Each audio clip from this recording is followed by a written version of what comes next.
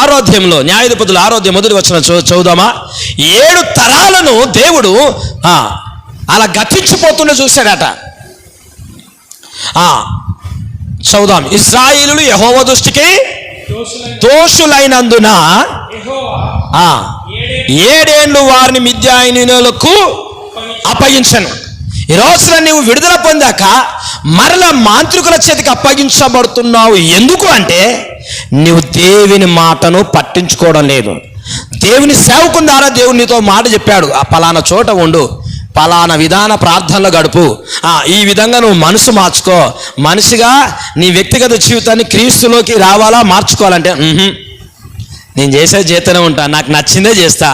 Pastor గారు మీరు ఉండుమన్నక నేను ఉండా లేరా? చాలామంది ఆ మాట అర్థమవుతుందా? దేవుడు తన చిత్తాన్ని దైవజనుని ద్వారా బయలుపరిచినప్పుడు అయినా వినాలి కదా. అటు వెళ్తే సమస్య ఉందయ్యా.